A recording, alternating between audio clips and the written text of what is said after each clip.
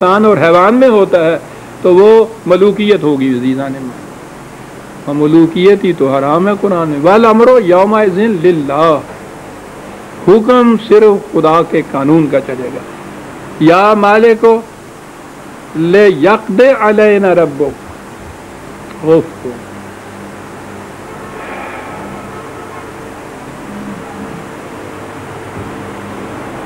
اس عذاب کے بعد آپ دیکھتے ہیں کیا درخواست پیش کریں گے وہ جیلر کے پاس دروازے پہ جو کھڑا ہے، اس کا کہا کہ اس عذاب سے چھٹکارا ممکن نہیں، خدا سے کہو کہ ہماری موت ہی ہم پہ طاری کر دے۔ اف، موت ہی طاری کر دے۔ لیکن وہ عذاب کیا ہوا جو موت سے ختم ہو جائے؟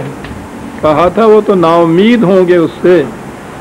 آپ کو معلوم ہے اس سے پہلے بھی آ چکی ہیں یہ آیتیں، لیکن ریفرنس کے لیے پھر دوہرا دوں۔ جہنم کے متعلق قرآن کریم میں 14/17 پہلے یہ لے لیجیے، وَيَأْتِيهِ الْمَوْتُ مِنْ كُلِّ مَكَانٍ وَمَا هُوَ بِمَيِّتٍ، چاروں طرف سے موت آتی دکھائی دے گی لیکن وہ مریں گے نہیں۔ ہوئی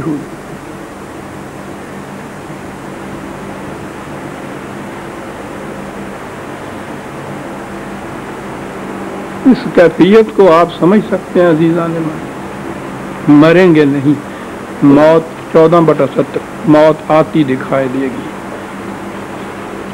دوسری جگہ ہے 27/13 87/13،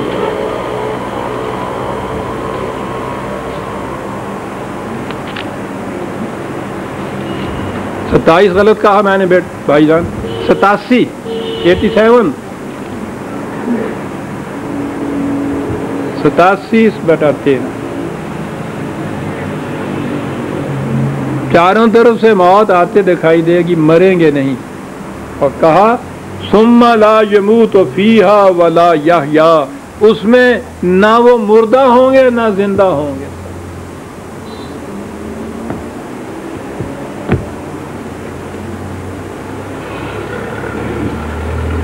اب اس کی تفصیل کیا بیان کی جائے گی؟ ہزار حیف نہ بینی قیامت موجود۔ اقبال کہتا ہے کہ یہ تم اس کی داستان سرگزشتیں تو بیان کرو گے کہ قیامت میں جہنم ہوگا، یہ ہوگا، یہ نہیں دیکھو گے کہ تم خود اس جہنم کے اندر کھڑے ہو۔ انکم ماکثون، تمہیں تو رہنا ہوگا، اس لیے کہ لقد جئناکم بالحق ولکن اکثرکم للحق کارہون، تمہارے پاس الحق آ چکا تھا، تم نے اس الحق سے نفرت برتی، کراہت برتی، سرکشی نہیں، نفرت برتی۔ پہلی قوموں کے پاس تو الحق آیا، کسی طرح سے اس کے بعد وہ الحق محفوظ نہ رہا، پھر دوسرے پیغمبر کے آنے کی ضرورت پڑی کہ وہ پھر اصلی الحق کو اس قوم کو دے۔ عزیزان من، ہم کہاں جا سکتے ہیں؟ ہمارا چھٹکارا کہاں ہوگا؟ الحق آیا اور الحق قیامت تک کے لیے محفوظ رکھ دیا گیا،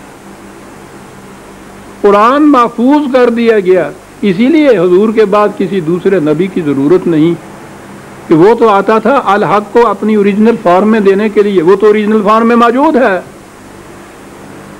کہا یہ گیا ہے ان جہنم والوں سے کہ تمہارے پاس الحق تھا نا، پھر اس پہ چلے تم الحق پہ، اس سے تو تمہارے دل میں کبیدگی پیدا ہو جاتی تھی، اور آپ چلا رہے ہو کہ اس جہنم کے اندر سے کسی طرح سے نکلا جائے۔ ہم نے تو یہ جہنم طاری نہیں کیا، الحق سے کبیدگی اور سرکشی اور نفرت کا نتیجہ خود ہے یہ، للحق کارہون۔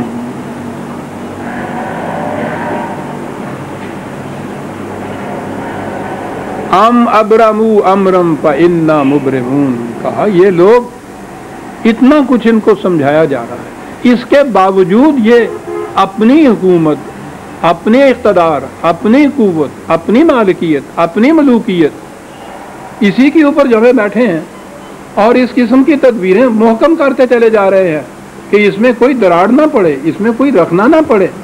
کہا انہیں بتا دیجئے کہ تمہاری تدبیریں ایک طرف رہیں، ہمارے قانون مقافات عمل کی تدبیریں بڑی محکم ہوتی ہیں. حذر ہے چیرہ دستاں، سخت ہیں فطرت کی تعزیریں، ان کو کوئی توڑ نہیں سکتا. کہا یہ سمجھتے ہیں کہ ہم انڈر گراؤنڈ چلے جائیں گے، وہاں سازشیں کریں گے تو پھر تو کوئی نہیں پکڑ سکے گا نا. ام یحسبون انا لا نسمع سرهم ونجواهم یہ سمجھتے ہیں کہ ہم ان کے راز کی باتیں، ان کے خفیہ مشورے، ان کی سازشیں، ہمیں ان کا علم نہیں ہے. انہیں ہماری CID، وہ کوٹڈ میں کہتا ہوں آج کی اصطلاح میں، اس کا علم ہی نہیں ہے. بلاؤ وَرُسُلُنَا لَدَيْهِمْ يَكْتُبُونَ، ہمارے فرستندہ جو ہے ان کے ساتھ لگے ہوئے ہیں، ایک ایک بات نوٹ کرتے چلے جا رہے ہیں. یہاں یہ نہیں کہ کسی ایک مجمع میں، ایک جلسے میں، کسی ایک علاقے میں کہیں کوئی ایک ہو ہمارا CID، یہاں تو ہر فرد کے ساتھ ہیں. وہ کہاں ہے، وہ رہتے کہاں ہیں اس کے ساتھ؟ یہ تو دائیں بائیں دیکھتا کہیں بھی نہیں ہوتا. کہا ان کے سینے کے اندر ہوتا ہے، وہ وہاں بیٹھا نقل کرتا چلا جاتا ہے اور پھر وہ اپنے پاس نہیں رکھتا، لکھ لکھ کے ان کی گردن میں لٹکاتا چلا جاتا ہے.